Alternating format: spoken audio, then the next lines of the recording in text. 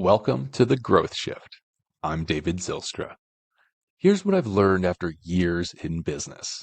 Every leader who's built something meaningful has a story, but the moment they had to shift, when failure forced innovation, when change became opportunity, when they chose growth over comfort.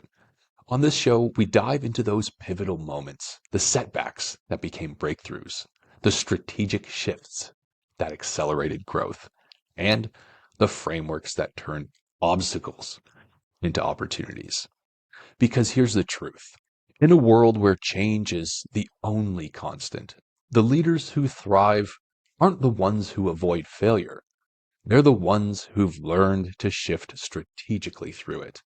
So whether you're facing your own pivot point or just want to learn from someone who's been there, you're in the right place. Let's dive in. Today, joining us is Derek Szeto, CEO and co-founder of Walnut Insurance. Walnut is revolutionizing the insurance industry as a technology-first enabler for embedded insurance solutions. With a focus on streamlining the insurance journey, Walnut partners with brands who have large consumer audiences to seamlessly integrate insurance offerings into their customer experiences. Derek, welcome to the show. Thanks for having me, David. Can you tell us a little bit more in your own words about what Walnut is doing? Yeah, absolutely.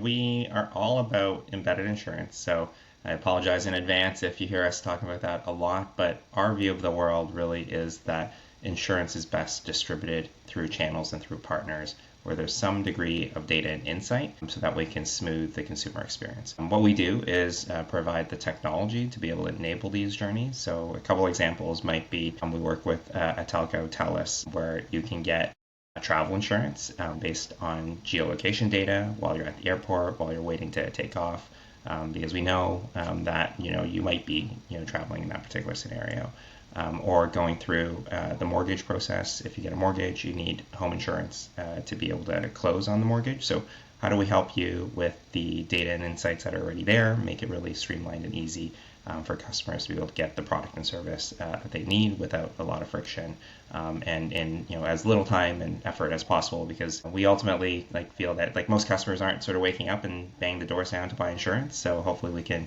make their life a little bit easier by using the information that's already there.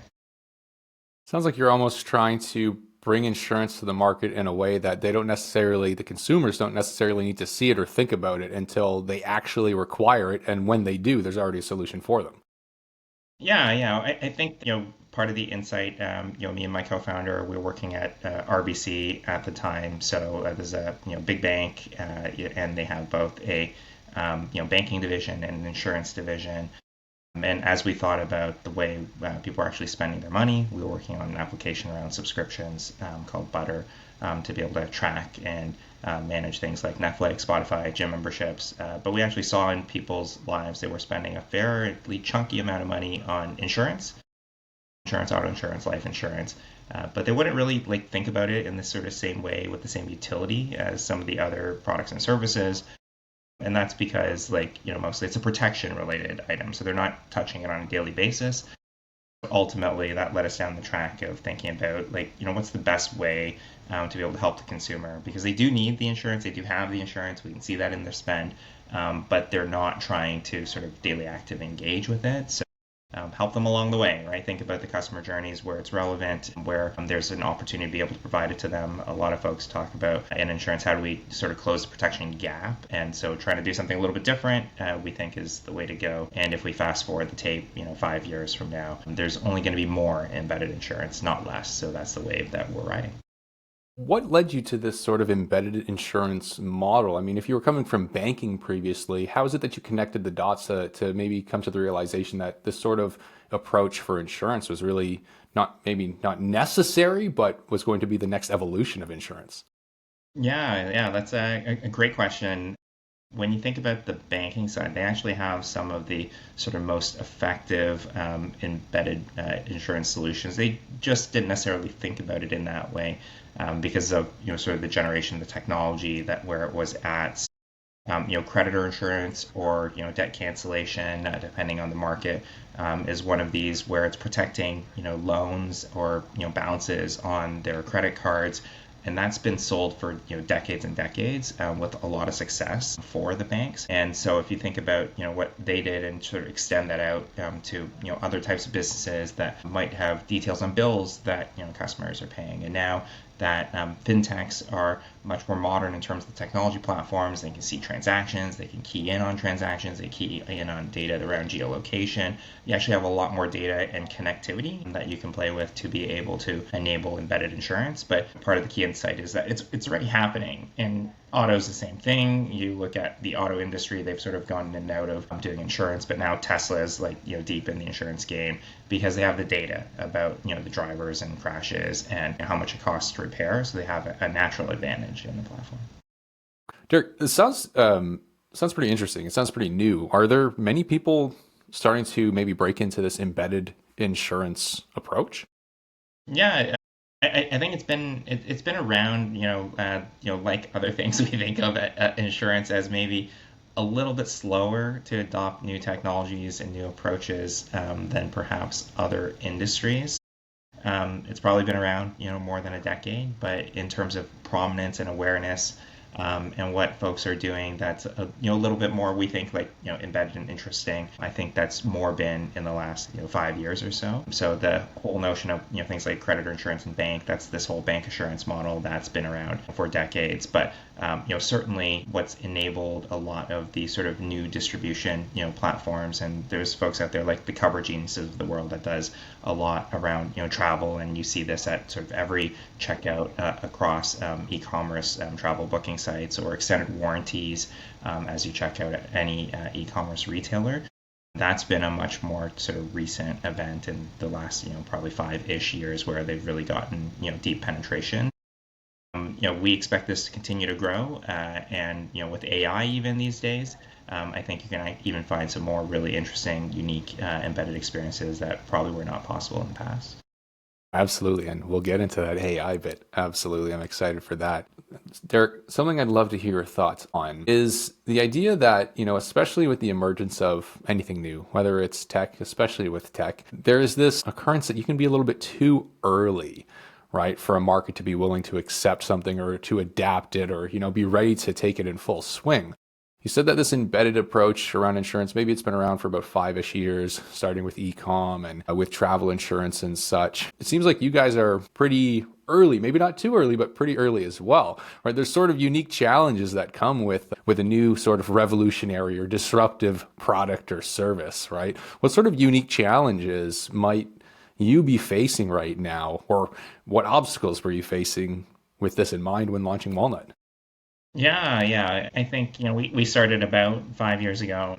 Our thought was probably like every other entrepreneur, hey, this thing's going to go and take off like a rocket ship. The industry, it's obvious, it's going to just turn tomorrow and things are going to go bananas and everybody's going to want embedded insurance. I think a couple things that, over time we realize is insurance as an industry, we'd largely say is slow. So they're not necessarily going to be the fastest to adopt new technologies. And the other thing that we've seen is that we really have to educate the market. So back to, I think the challenge when you're trying to create something new and different is that you need to be able to generate some market awareness to be able to sort of start the conversations. Having folks be able to deploy more embedded insurance solutions over time and being able to see that in the marketplace, and just have the general awareness in market to be able to grow the market is super important. And then being able to see some of these successful case studies, use cases over time as well. So, now I would say if you look at, the fintechs have helped a lot with adoption, because if you start with a wedge product in the financial services space, eventually you add and you add and you add, and you eventually hit insurance, because financial services and insurance actually go really well together. So internationally, the folks like Revolut, for instance, have been offering all different types of insurance, whether that be mobile device or be able to offer travel insurance. And then with Nubank in Brazil, they've offered life insurance. Being able to see practical applications, super important, and the fintechs are moving faster. So one of the things that worked well for us as we sort of got off the ground is we found a great partner in a company called Neo Financial, and there's a modern fintech in the Canadian market. And we found it, generally like, a little bit, at least from a time perspective, easier to find startups that want to be able to adopt new technology because they're adopting new technology. And so I think that's the opportunity if you're trying to create, something new, if you're trying to break in to a new space, working with other innovators, we think is a great approach to be able to enter the market, build a reputation, and over time we've brought on larger clients. National Bank, as an example, they're the top 6 bank in Canada. TELUS is one of the top 3 telcos, but it started with us trying to find more of the fast movers, the folks that want to be able to have an edge in market, and how do we help them be able to achieve that, and Neo was a big part of that for us. Okay, yeah. Speaking of Neo Financial, I mean, this was your first major client, as you said. How long did it take you to actually get that client over the line? It probably took us, 6 months or so. And so I think sales cycles for these fairly like, larger, medium to enterprise style clients with what we've seen in the insurance space, that's not going to be too unusual. And I think it's one, building a relationship over time to be able to show them, what you're deploying in market, to be able to, educate them and share information with them. So, a piece that we've actually done recently is around this space on, job loss, and there actually are a number of job loss insurance products that are available in market, and it's certainly very relevant in these economic times where people in the U.S. and in Canada in particular, we've seen an uptick, and we've shared some search results data, some market data, some examples of what folks internationally are doing to be able to help manage job loss, either as a like sort of fully embedded in the product, it's just part of what they do to create a competitive market advantage, or whether they sell it as an individual sort of option to customers. Providing education, being able to be like a good partner and help them solve problems that they have. And back to our view on embedded insurance is it has to be customized to the problems that they're trying to solve. And actually with Neo, they were trying to create a fairly unique offering around credit card perks and benefits, where you can sort of pick different types of bundles on an on and off basis on a month to month, which is a little bit different for insurers to trying to help them find the right match in market, was part of what we did there. Very cool. So, of course, with enterprise companies and mid-market, having them be able to determine exactly where the real or tangible business value lies with the new endeavor is probably one of the most important things. So, I mean, with the Walnut, for example, maybe your approach was a little bit newer to them. You got them across the line, you built trust, you really showed how it is you could help them and how you could help them achieve a specific goal or initiative they were working towards. So you got a great case study. You had a great example. And I imagine that made things a little bit easier from there for you. It was National Bank that you mentioned? Yeah. National Bank Insurance is one of our customers. So, we are technology first. So, depending on the partner, we sort of bring different things to the table. For National Bank, they're an insurance company. They have a bank. They're set up in structure similar to the RBCs of the world. And so, we're more playing a pure technology role there, along with some insights and advice on what we see in market. And other situations, like we will be the partner that's sort of working with the customer, live chat, on the phone, email, multi-channel. But in all scenarios, it'll be partner branded first. So that's probably one of the things that we do different, is that we are technology and sort of powered by brand, where in our implementations, what we think of as sort of the leader brand or the hero brand will be the partner's brand, because that's a better experience for the customers. Back to how do we think about what makes this compelling? It's like, what's the best customer experience? And the other thing that we see as we talk to customers and talk to insurers is that, it's actually a great distribution model for the insurers as well, because they're getting to customers at time of need, and they're avoiding a bit of the anti-selection process, where you're sort of just getting picked on because you're new. So anytime you're like a new direct-to-consumer brand that's offering home insurance, auto insurance, life insurance, people are trying to pick on you and see if they can get through the various screens to get preferential treatment. And here they only see it as a part of a mortgage journey, for instance. So you get more consistent risk, and the insurer partners that work with us really like that as well. Fantastic. So, Derek, it sounds like you have some really good thoughts and approaches to making sure that who you're working with is providing the most value to the end user, like the example that you just gave in terms of security and reputation and what they want through this brand initiative or the brand positioning. Now, you got a couple major clients in the beginning, you built some trust, you got some great results, but I don't imagine that sort of eliminated all of the concerns that newer potential clients would have when you go to them. Hesitation about embedded insurance. What sort of concerns or hesitation do you encounter the most, and how do you help people overcome these concerns? Yeah, I think you've touched on, some of these, like, this is a new industry, so like how do you get them to be a little bit more forward thinking? Ultimately, our goal is to work with the partners that want to be a little bit on the early adopter side, and we try to identify that through the process. Like if they're only going to do things when they see all the other competitors do things, well, we'll be around. We want to stay in touch because eventually that day will come. But we need to work on, who wants to be sort of a head back. So trying to identify sort of, innovators or, sort of leaders in their respective space that want to do something new or different. We also try to bring what we think of as like a more well-rounded sort of market scan for especially international products. So for embedded insurance, it's actually more Asia and Europe that sort of lead the pack versus Canada and the US. So they've just done like more from a sometimes a regulatory perspective to be able to enable people to play in a sandbox. But then we can sort of see the results of what they're getting in various markets and be able to share that information with local customers, and therefore makes it a little bit easier for them to see, oh, Nubank is doing this, Revolut is doing this, Line is doing this, and so on and so forth.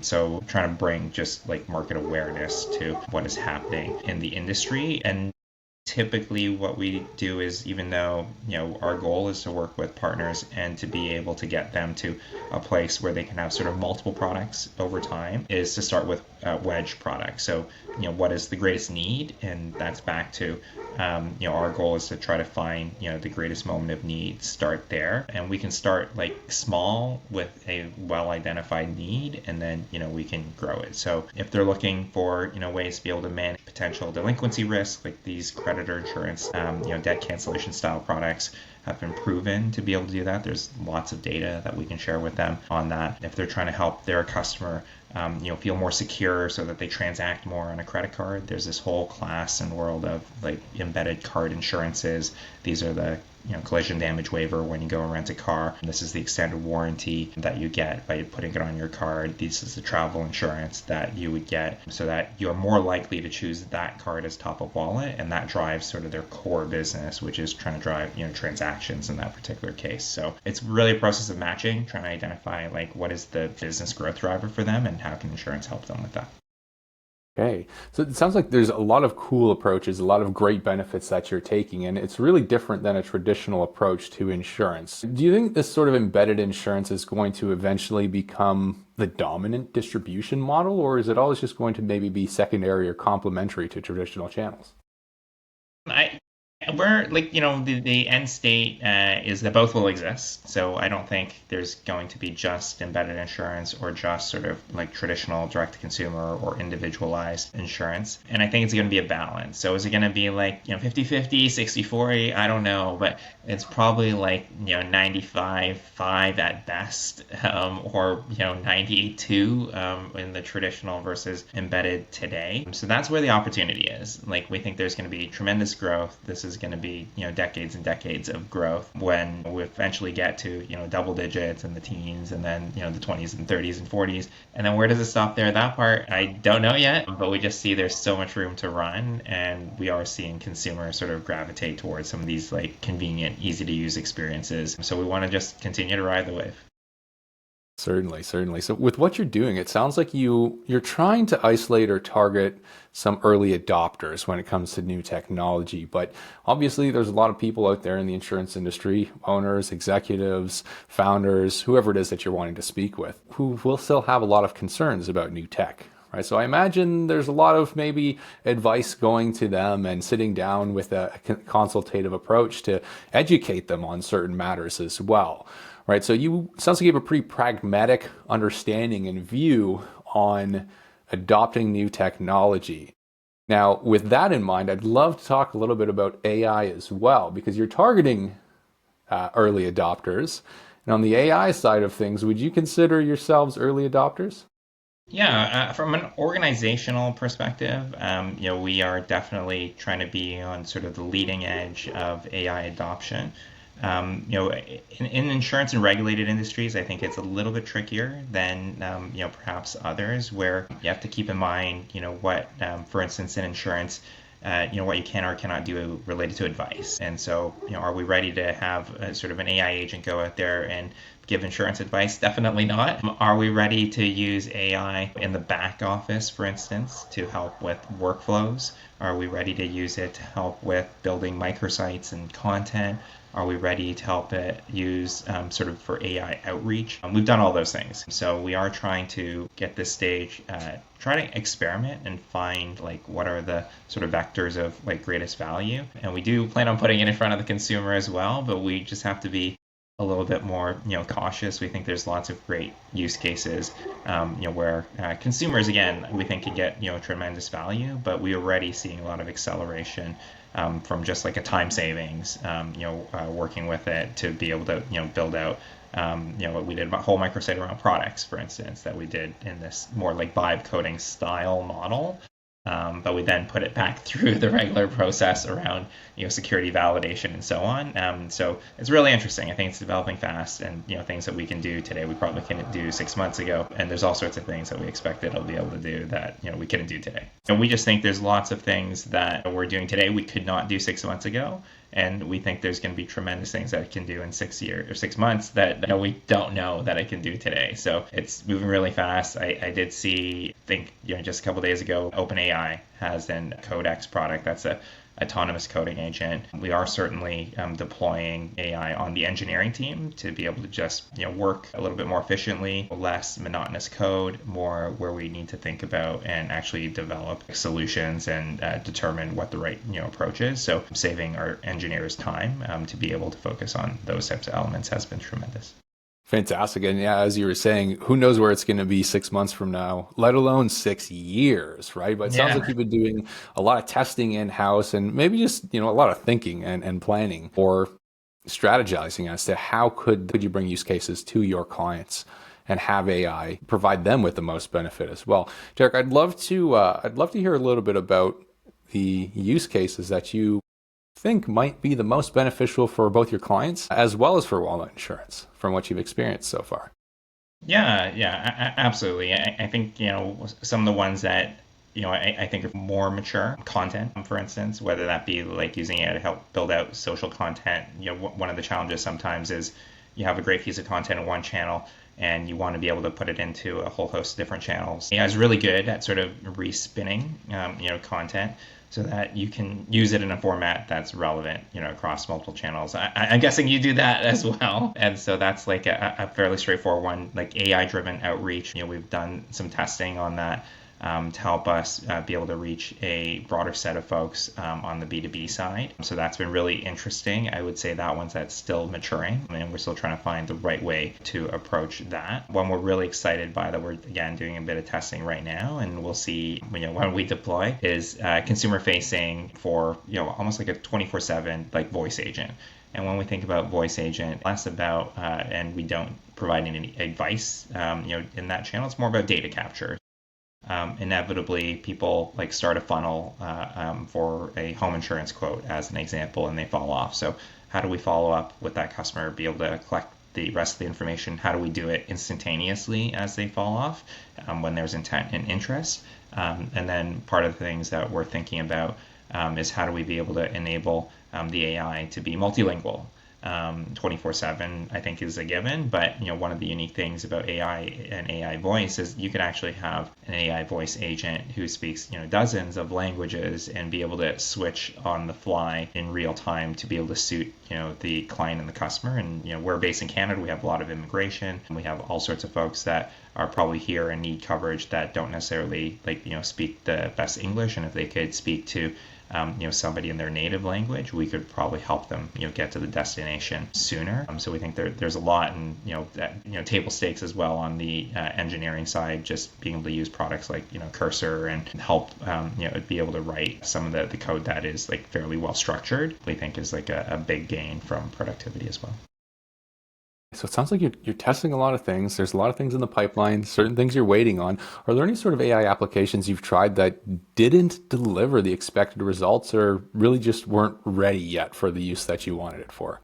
Yeah, AI outreach is still like, back to the notion of it's getting better, every month. And so trying to provide it with enough like context to create the right message that's on key. So I think that's one we're still sort of poking and prodding around to find the right way. We actually have driven some like, B2B sales with AI outreach, but we think we can scale it better and more efficiently. And so there's a lot of room, to run on that. We've looked at some sort of what we think of as RPA on steroids, sort of these AI computer use models in insurance. There's a lot of like screens with, for instance, going into insurer portals and being able to punch in data and then punching the same data in and across multiple insurer portals to be able to get, the customer the best, quote, with the right details. And you're doing a lot of repetitive work. So is there a way to get this computer use AI to go and just, do this for you and tell it to do it in, hopefully fairly natural language type of way. And we haven't quite found the right way to spin up the environments and the right way to create enough accuracy. So I do think that is one of the challenges with insurance is you have to be accurate, and the AI in and of itself has a little bit of fuzzy logic. It's hallucinates sometimes, and it's not necessarily going to be 100% accurate. So it still has to be in the current state. What we think of as like a co-pilot and on rails, guided by a human. It's a tool that the human uses. We haven't quite got it to the autonomous state. So that's where I think, back to like areas where it isn't ready in our view today, but might be ready in 6 months, 6 years, and somewhere in between that. Customer support, we've played with it a little bit, but back to we have to be a little bit careful on that, and it's still in this like more guided mode, versus it being an autonomous agent. But I do think we'll get there. So it's just a question of when. Yeah, I couldn't agree more, of course. And I know exactly where you're at when it comes to the AI agents. Like AI agents, like they're not licensed insurance agents. They can't provide direct insurance advice. They need oversight, right? So I think the human intervention, it's important right now. Long term, will it be desired? I don't know. It's I have some mixed feelings on is AI going to take over the world? Yeah, I think there'll be people that want to talk to a person, and there'll probably be situations where they'd prefer to talk to an AI, at least to like a large degree, maybe because it's very personal, for instance. So a lot of times people are like on the life insurance side, they're sharing very personal health related information. And would they be more comfortable like sharing that with a machine versus with a person? I think in some cases they might. So that's back to how do we be ready and prepared for the future use cases, and how do we be more on the cutting edge of what you can do with AI? And I do think there's lots of use cases around, and we already know like people putting their 50-page policy into ChatGPT to try to understand it better. I think for consumers, so even for consumers that don't sort of touch AI and insurance from the agency side or from the insurer side, consumers are leveraging the AI and just what they do every day to understand insurance better. They traditionally aren't going to wake up and think about insurance, perhaps like you or I. So if they can use AI to better understand their policy, then we actually think that's great as well. Absolutely. So, Derek, beyond your own implementation and what it is that you're doing, how do you see AI transforming the broader industry in the next few years? Yeah, this is we try to again be on the cutting edge. So AI is a water cooler topic basically every day. Our view is that AI is one of these like evolutions that is very dramatic. So the penetration versus smartphone usage and the speed is actually much higher. And that's probably in part because it doesn't require people to have like a new device, right? Same thing with internet, these big waves. Internet, you probably need to get somebody to come and install it, or you needed to get a modem, or you needed something. AI, you actually just go to a site and use it. It's already sort of built into the plumbing, and even if you don't want to adopt it, they're jamming it in your face anyways, because now you go to Google and the AI is there, and it's in your Google Workspace. It's all over your Microsoft Office app. So the way to think about it, for us is This is probably like in some ways bigger than internet and mobile devices. This is like electricity. This is like water. This is something that is going to be weaved into your sort of daily life, both personal and business, whether you like it or not at some point. But there's a lot of advantages that you can get out of using it, and it's always better to be on sort of the cutting edge versus being on the trailing edge for these types of evolutions. I think everyone understands this, but there's still a lot of people who are very hesitant or reserved when it comes to AI. For any professionals listening who might be hesitant, what advice would you give them?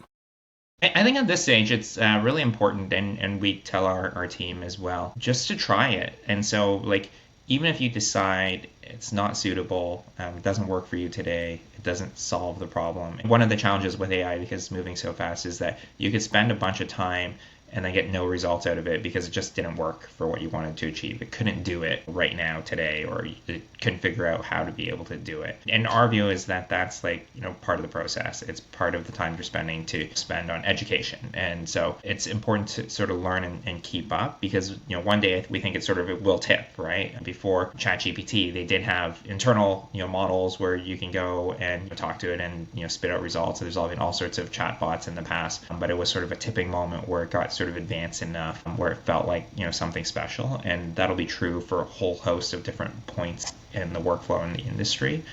So we fully encourage people to sort of spend time and learn and sort of play with it. We hope people are sort of excited by what it can do and how it can help them.